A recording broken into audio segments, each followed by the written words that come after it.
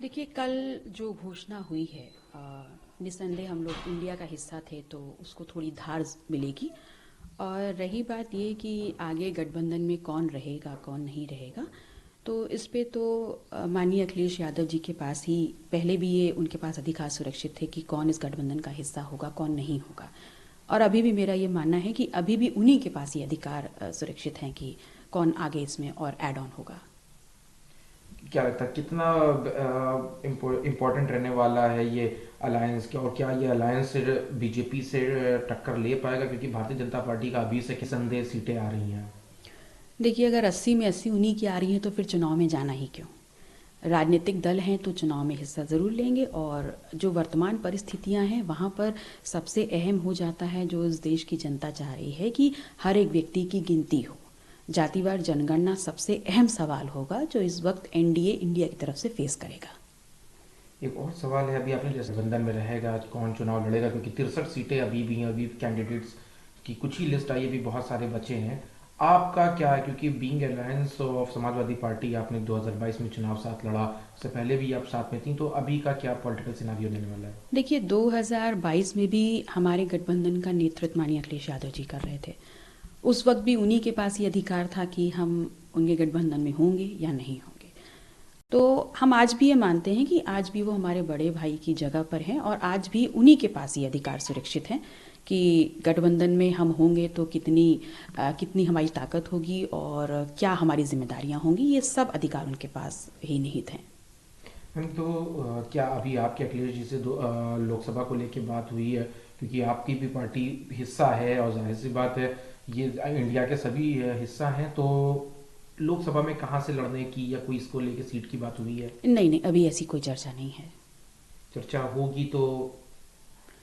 देखिए, सबसे पहली बात है कि अगर सीटों की चर्चा होगी तो उस पर राष्ट्रीय अध्यक्ष जी और माननीय अखिलेश यादव जी साथ बैठ के ही बात करेंगे, और उसमें पहले की बात ही हमेशा से ही उन्हीं के पास ये अधिकार होंगे, और वो हमारी जिम्मेदारियां क्या होंगी और हमारा काम क्या होगा इसको डिसाइड करेंगे। मतलब माना जाए जो आपके बयानों से ये जाहिर हो रहा है कि कोई डिफरेंस नहीं है, आप लोग साथ में हैं, अब आगे अखिलेश यादव जी को डिसीजन लेना है लोकसभा को लेके। हाँ, हम पहले भी साथ में थे, आज भी हम साथ में हैं और गठबंधन में हैं, और वो हमारा नेतृत्व कर चुके हैं 2022 में। तो जैसा भी जो भी काम हमारे लिए वो समझेंगे, ये सारे अधिकार उनके पास हैं। एक सवाल और है, राज्यसभा चुनाव ये को लेके आपने अपनी आवाज़ बुलंद करी थी और उस पर अपने अपने विचार जाहिर किए थे, अभी क्या है, आप वोट करेंगी, कैसे वोट करेंगी, किसको वोट करेंगी? देखिए, मुझसे पीडीए अलग नहीं है, मैं पीडीए हूँ, और पीडीए दीवार पे लिखा हुआ कोई स्लोगन नहीं है, ये जन भावना है, और उस जन भावना को हम उसके प्रति हम प्रतिबद्ध हैं। तो जब मैं पीडीए हूँ तो पीडीए से अलग कैसे होना है। तो आप किसको वोट करेंगी? मैं अपनी बात पे आज भी अडिग हूँ। आप पीडीए का, अगर पीडीए की आपने बात करी थी शुरुआत में, तो आपने बताया था उसमें एक जो रामजी सुमन हैं वो भी पीडीए से आते हैं, तो क्या आपका वोट उनको जाएगा या बीजेपी की कैंडिडेट्स को जाएगा? जिस दिन वोट करने जाएंगे उस दिन देखिएगा। वोट का अभी नहीं कि मतलब आप पीडीए कह रही हैं और साथ में भी हैं, तो एक बार नहीं, इस पे क्या क्लैरिटी चाहिए, मैं पहले ही कह मतलब रही हूँ कि मैं पीडीए हूँ और पीडीए के प्रति प्रतिबद्ध हूँ और उसी के साथ नहीं, रहूंगी। किसके पीडीए सर, आप मतलब रामजी लाल सुमन के साथ जाएंगी या नहीं, दूसरा पीडीए है ही कहाँ।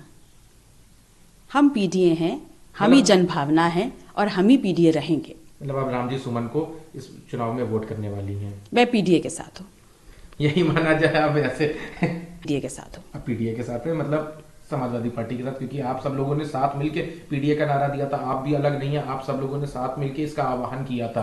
किसी पार्टी से ऊपर पीडीए जनभावना है, और जिनके प्रति हम प्रतिबद्ध हैं, तो ऐसी जनभावना ऐसी प्रतिबद्धता के साथ पीडीए के साथ हैं। हम एक सवाल बारे में और आपके सवाल को, तो उन्होंने भी इसका जवाब दिया कि आप समाजवादी पार्टी के सिंबल से चुनाव लड़ी थी और जीती थी, लेकिन आपकी जो माता जी थी कृष्णा पटेल वो अलग लड़ी थी चुनाव।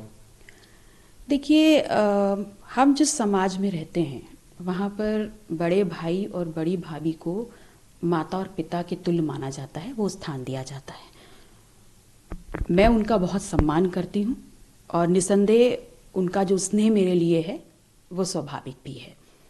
लेकिन हाँ, ये बात ज़रूर है कि मैं उनके सिंबल पे लड़ी और जीती। माता जी सिंबल दूसरे सिंबल पे लड़ी, हार गई। इसके अलावा उस गठबंधन में जो आज हम वर्तमान समाजवादी पार्टी के विधायक हैं, उसके अलावा भी 200-250 सीटों पे हम सिंबल पे लड़े थे, तो वो भी तो हारे। तो हार और जीत का पैमाना कभी भी पार्टी का सिंबल नहीं हो सकता, ऐसा मैं मानती हूँ। और वो हमारे सम्मानीय हैं, हमने हमेशा उनका सम्मान किया है और उनकी तरफ से हमेशा हमको स्नेह मिला है। सवाल और है, स्वामी प्रसाद मौर्य दिल्ली में अपनी और एक बहुत बड़ी बैठक उन्होंने बुलाई है, किस कैसे देखती हैं कि उन्होंने अलग हो गए हैं, उन्होंने पार्टी से भी इस्तीफा दे दिया? देखिए, उन्होंने पार्टी से इस्तीफा दिया और अपनी एक नई पार्टी बना रहे हैं, तो निस्संदेह उन्होंने अपने भविष्य के लिए या कोई रणनीति ज़रूर बनाई होगी। मुझे लगता है इस पे बेहतर जो प्रकाश होगा वो स्वामी प्रसाद मौर्य जी ही डाल सकते हैं। सवाल और है, आपका ट्विटर पे आप चल रहा है, कल अभी प्रधानमंत्री का ट्वीट आया, प्रधानमंत्री ने ट्वीट करके कहा है कि ऐतिहासिक कदम सरकार ने उठाया है कि जिस तरह से 25 रुपए पर क्विंटल जो गन्ना किसानी में बढ़ोतरी हुई है, उससे किसान बहुत खुश हैं। देखिए, वो क्या कह रहे हैं ये महत्वपूर्ण नहीं है। वर्तमान परिस्थितियों में विश्व बैंक और डब्ल्यूटीओ के सामने भारत की जो केंद्र सरकार है और प्रधानमंत्री नरेंद्र मोदी जी, ये घुटने टेक दिए हैं। ये बिल्कुल निरीह नजर आ रहे हैं उनके सामने, और निरीह हैं, बिना दबाव के हो गए हैं। इनके ऊपर इतना दबाव है उन विदेशी ऑर्गेनाइजेशंस का कि आज इन्होंने इस देश का जो अन्नदाता है उसको समाप्त करने की रणनीति में भी ये बोल नहीं पा रहे हैं। मैं इस बात का पूर्णतः समर्थन करती हूं कि क्यों नहीं हम डब्ल्यूटीओ से बाहर निकल रहे हैं, हमको निकल जाना चाहिए और इस देश का जो किसान है उसको मरने के लिए नहीं छोड़ना है हमको।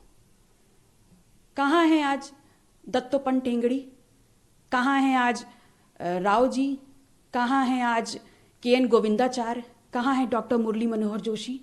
ये उस वक्त तो बहुत बोलते थे कि डब्ल्यूटीओ जो है वो हमारे देश को बर्बाद कर रहा है, हमारे किसानों को बर्बाद कर रहा है। तो आज ये लोग चुप क्यों हैं? आज इस बात की बात क्यों नहीं हो रही है? हमारे देश के जो किसान हैं उनके भविष्य का, उनकी सब्सिडी का निर्धारण क्या विदेश में बैठे ये अंग्रेज करेंगे? निश्चित इतना आसान नहीं है किसी डिप्लोमेटिक टर्म को से अलग हो जाना।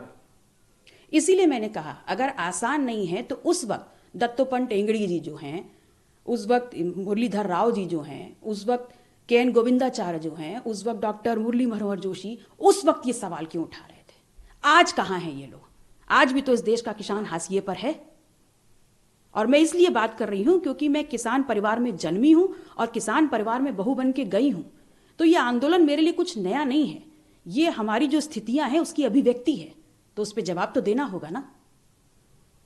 आखिरी में फिर से वही सवाल, राज्यसभा चुनाव को और कांग्रेस पार्टी का भी सपोर्ट है और भी पार्टी से बात चल रही है, तो जो इक्वेशन है वो कहीं ना कहीं समाजवादी पार्टी राज्यसभाओं की तरफ नजर आ रही है। तो फिर ऐसे में जो अब लड़ाई होने वाली है, क्योंकि बीजेपी ने तो 8 फाइल कर रखे हैं, 10 को होना है, तो क्या लगता है? देखिए, मुझे लगता है कि जो विचारधारा हमारी